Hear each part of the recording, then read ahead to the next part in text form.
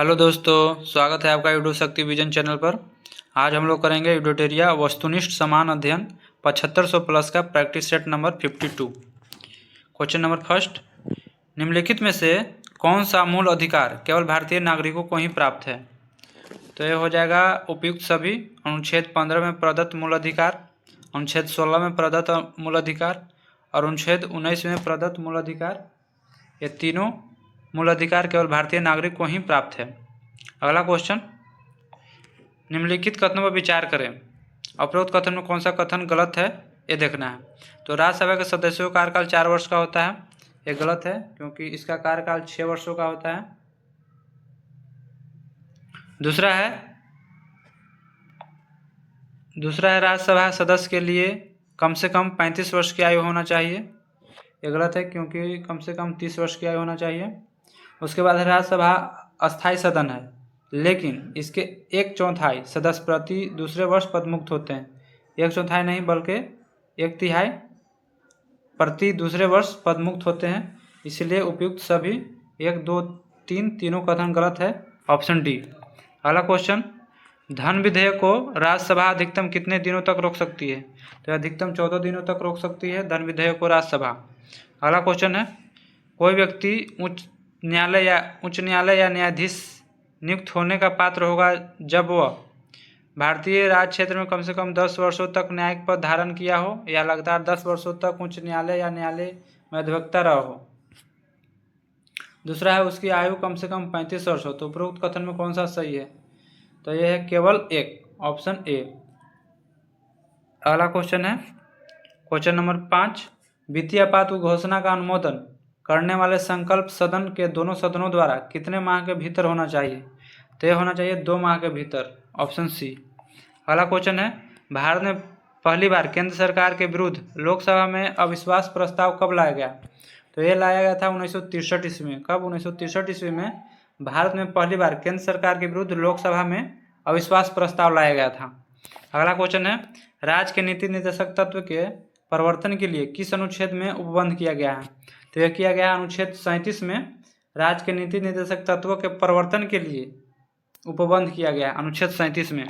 अगला क्वेश्चन है, चलाया समिति का गठन किस वर्ष किया गया? तो यह किया गया 1991 ईस्वी में चलाया समिति का गठन। अगला क्वेश्चन है, निम्न में से किस क्रांति का संबंध कॉफी उत्पादन या चमड़ा उत्पादन से है?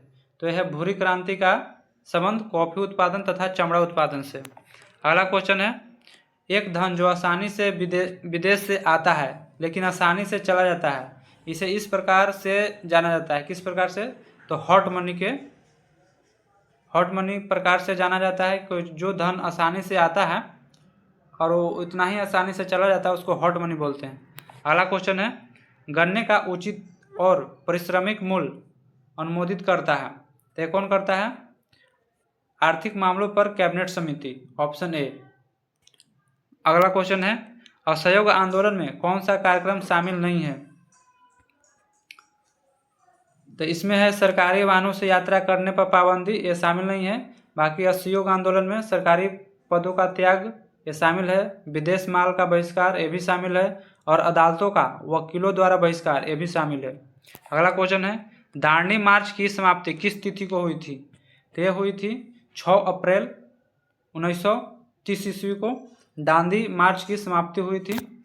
अगला क्वेश्चन है, गांधी के जीवन काल में घटी निम्न घटनाओं का कालक्रम सही नहीं है। तो कौन सा नहीं? चौरी चौरी घटना 5 फरवरी 1922 को, तो ये सही है। उसके बाद है द्वितीय गोलमेज सम्मेलन 7 सितंबर 1931 को, ये भी सही है। पुनः समझौता 24 सितंबर 1932 को, ये भी सही है। और भारत छोड़ो आंदोलन 23 मार्च 1942 को, ये गलत है क्योंकि 1942 में तो हुआ था, लेकिन इसका डेट हो जाएगा, इसका 9 मार्च को हुआ था। कितना मार्च? 9 मार्च 1942 को भारत छोड़ो आंदोलन हुआ था। अगला क्वेश्चन है, आज़ाद हिंद फौज के साथ सुभाष चंद्र बोस ने सिंगापुर में स्वतंत्र भारत की अस्थायी सरकार का गठन कब किया? तो यह किए थे 21 अक्टूबर 1943 ईस्वी को सुभाष चंद्र बोस ने सिंगापुर में आज़ाद हिंद फौज के साथ स्वतंत्र भारत की अस्थायी सरकार का गठन 21 अक्टूबर 43 ईस्वी को। अगला क्वेश्चन है सती प्रथा का उन्मूलन किया गया कब?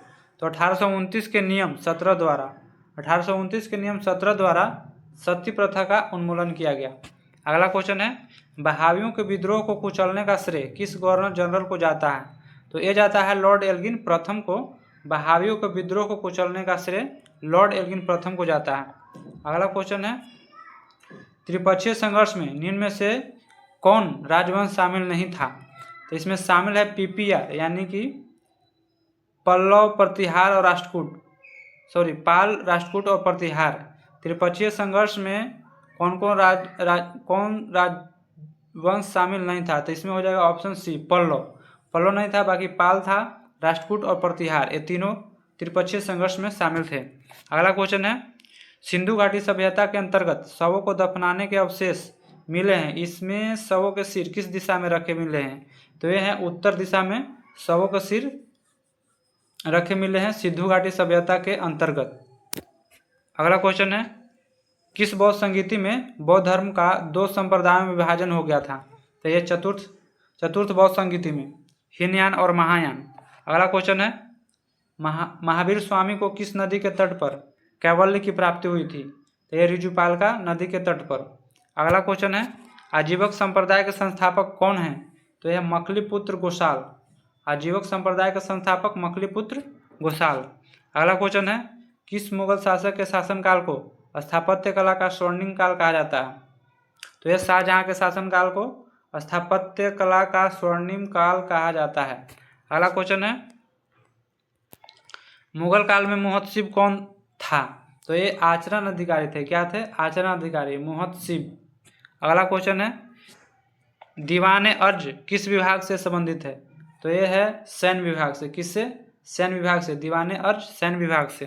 अगला क्वेश्चन है बसावन व दसवंत किस शासक के दरबारी चित्रकार थे? तो ये अकबर के दरबारी चित्रकार थे, बसावन व दसवंत। अगला क्वेश्चन है निम्नलिखित में से कौन सा सुमेलित नहीं है? नरोरा परमाणु विद्युत गृह उत्तर प्रदेश में, सही है। कुंडनकुलन परमाणु विद्युत गृह कर्नाटक में नहीं बल्कि यह तमिलनाडु में है। अगला है काकरापारा परमाणु विद्युत गृह, यह है गुजरात में। तारापुर परमाणु विद्युत गृह ये भी है महाराष्ट्र में। अगला क्वेश्चन है 38वीं समांतर रेखा किन 2 देशों के मध्य स्थित है? तो 38वीं समांतर रेखा उत्तर कोरिया और दक्षिण कोरिया के मध्य स्थित है। किसके बीच? उत्तर कोरिया और दक्षिण कोरिया के मध्य 38वीं समांतर रेखा स्थित है। अगला क्वेश्चन है निम्नलिखित में से कौन सा एक अच्छे ईंधन का गुण नहीं है? तो जलने पर ज़्यादा से ज़्यादा अवशिष्ट व हानिकारक गैसों का उत्सर्जन होता है, ये एक अच्छे ईंधन का गुण नहीं है, ऑप्शन बी। अगला क्वेश्चन है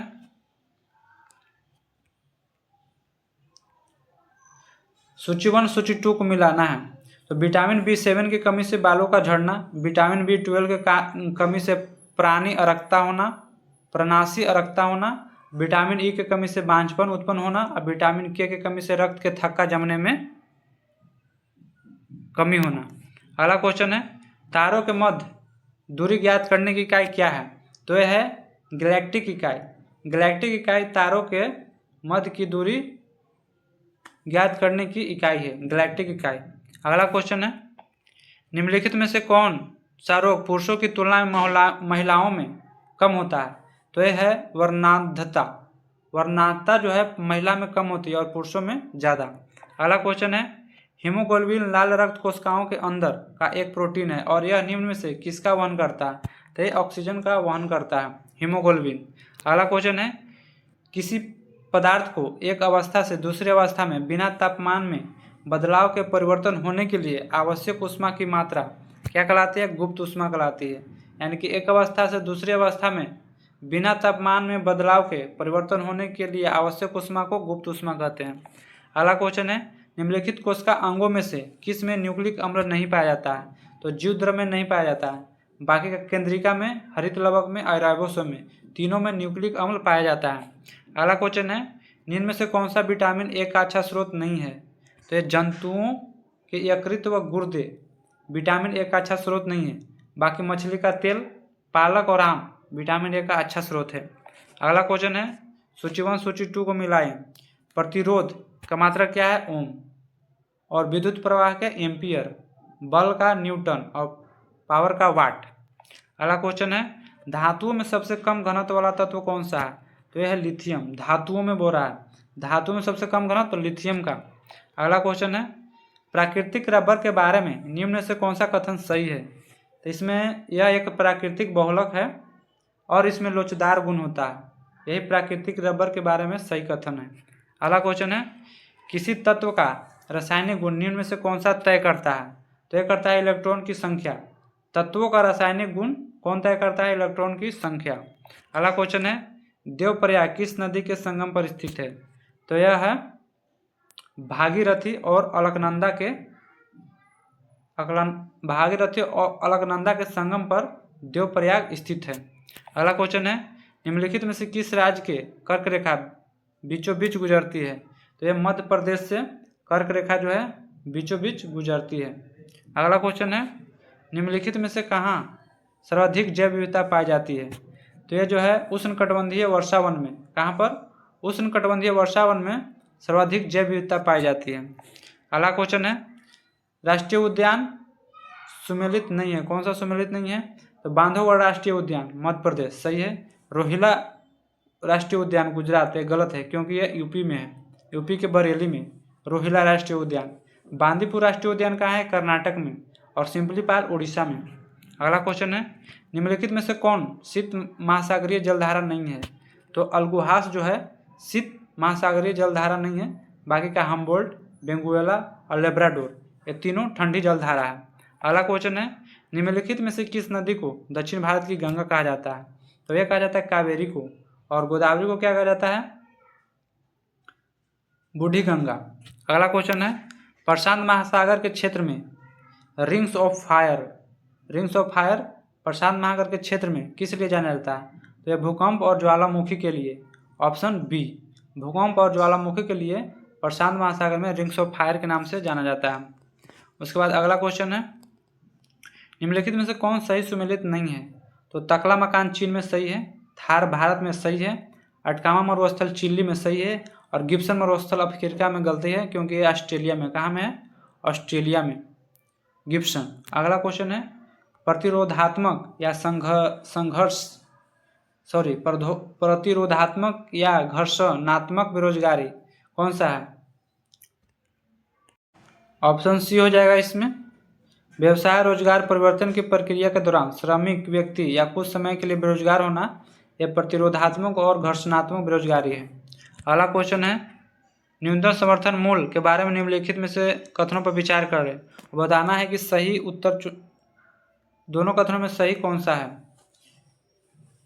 तो इस वीडियो के एक बार आप लोग फिर से रिवीजन कर लीजिएगा ताकि अच्छे से सारे क्वेश्चन याद हो जाए।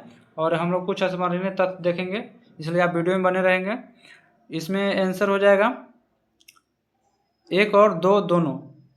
क्या है कथन? न्यूनतम समर्थन मूल्य आर्थिक मामलों की मंत्रिमंडलीय समिति द्वारा प्रस्तावित की जाती है। और न्यूनतम समर्थन मूल्य किसके द्वारा अनुमोदित की जाती है? तो कृषि लागत एवं मूल्य आयोग द्वारा। कृषि लागत एवं मूल्य आयोग द्वारा न्यूनतम समर्थन मूल्य अनुमोदित किया जाता है। और प्रस्तावित किसके द्वारा किया जाता है? आर्थिक मामलों की मंत्रिमंडल समिति द्वारा। Option C. कुछ स्मरणीय तथ्य, महत्वपूर्ण तथ्य देख लेते हैं। पाल वंश के संस्थापक कौन थे? तो गोपाल थे। पाल वंश की राजधानी कहाँ थी? मुंगेर, बिहार में। प्रसिद्ध उदंतपुरी विश्वविद्यालय की स्थापना किसने किया है? तो गोपाल ने, उदंतपुरी विश्वविद्यालय की। प्रसिद्ध विक्रमशिला विश्वविद्यालय की स्थापना किसने किया है? तो ये किए हैं धर्मपाल ने। पाल वंश के शासक देवपाल ने उदंतपुरी में बौद्ध मठ की निर्माण करवाया था। किसने? देवपाल ने। कहाँ में? उदंतपुरी में बौद्ध मठ का निर्माण देवपाल ने करवाया था। देवपाल के जावा के शैलेंद्र वंशीय शासक बालपुत्र देव के अनुरोध पर नालंदा में बौद्ध विहार के निर्माण हेतु 5 गांव दान में दिए थे। किसने दिए थे? देवपाल ने। किसके अनुरोध पर? तो शैलेंद्र वंशीय शासक बालपुत्र देव के अनुरोध पर नालंदा में बौद्ध विहार निर्माण हेतु 5 गांव दान में दिए थे। पाल शासक कौन से धर्म के अनुयायी थे? तो बौद्ध धर्म के। किस धर्म के? बौद्ध धर्म के। इस तरह से हम लोगों ने प्रैक्टिस सेट नंबर 52 पूरा किया। मिलते हैं नेक्स्ट प्रैक्टिस सेट में। थैंक यू, धन्यवाद।